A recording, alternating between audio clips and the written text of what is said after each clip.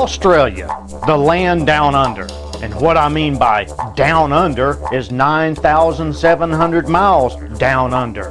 For those of us present today, if you wish to visit the land down under, you would leave from Savannah or Atlanta, Georgia, and fly to Los Angeles, California, where you'd load up on a 747 and head southwest 7,515 miles over the vast ocean.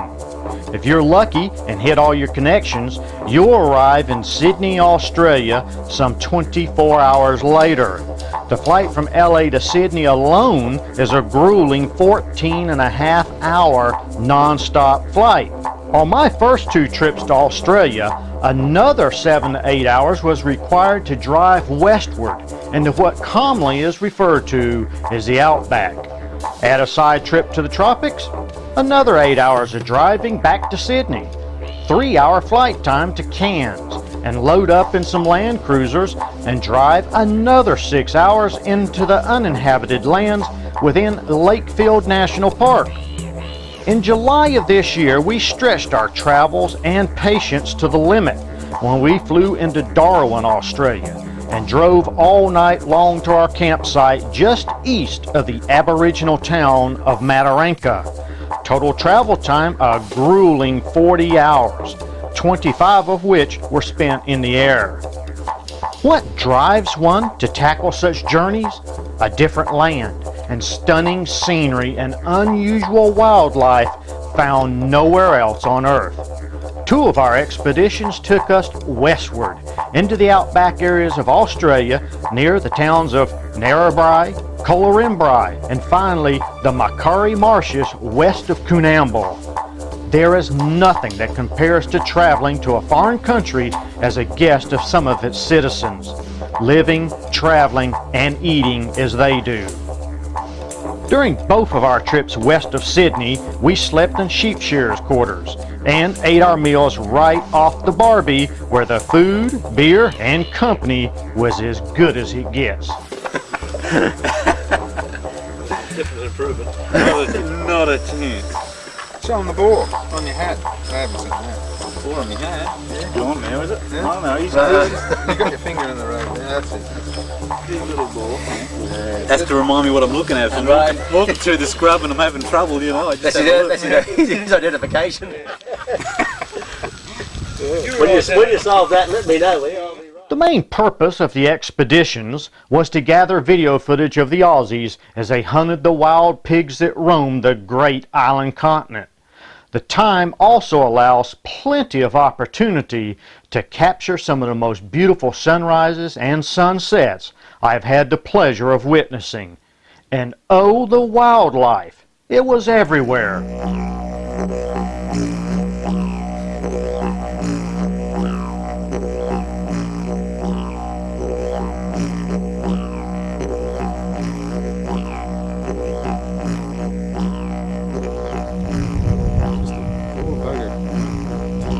Look at his nose.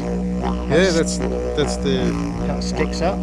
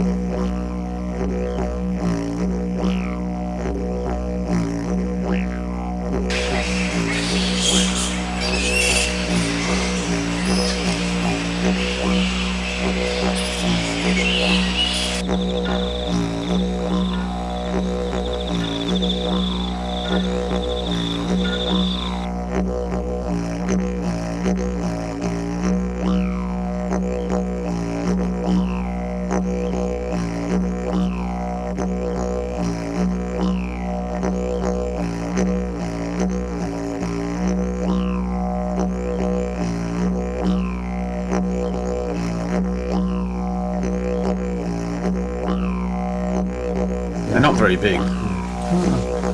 They can get much bigger than this. What do you do with them?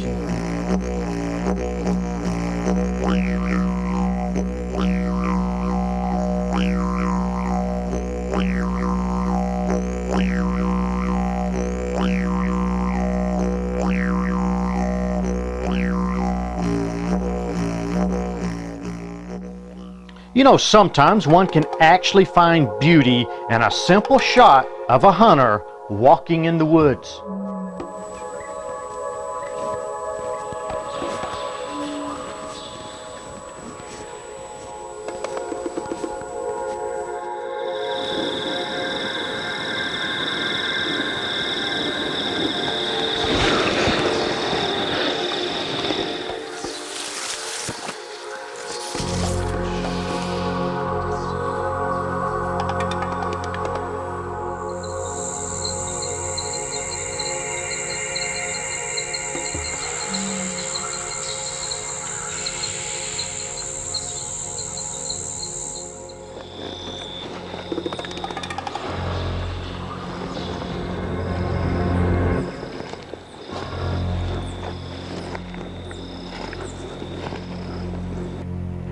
July of 2000 took us to an area of the country I had never seen, the Northern Territory, where the city of Darwin lies. This time around, there would be no shearers' quarters, so my Aussie mates drove ahead and set up a tent base camp 2 days prior to my arrival. The comfortable quarters would become home for me for 9 days, and some 16 days for the Aussies. Unlike my prior 2 visits, this time around I would be the hunter, with the Australians guiding me onto a huge water buffalo. Like my other 2 journeys with my Aussie mates, it was a trip of a lifetime, where wildlife and scenery could be found around every corner. Oh, I do this part of my work down in New South Wales, so we decided to bring a bat trap up and just see what's around up here in the Northern Territory. He's trying to bite me. Big feet on the thing that might help me identify what it is. Sort of a pan size, you might feed 2 people, half a side apiece.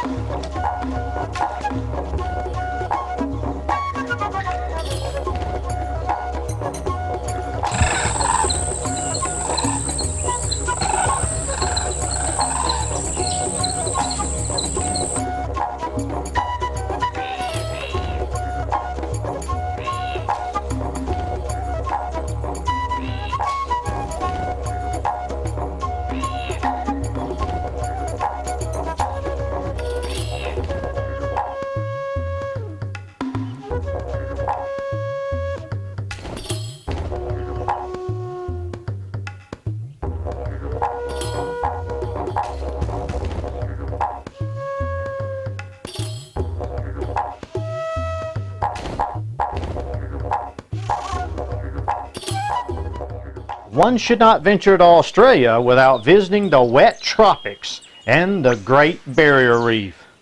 Let's just sit back and end our look at Australia with the scenes and sounds of the wet tropics and the Great Barrier Reef.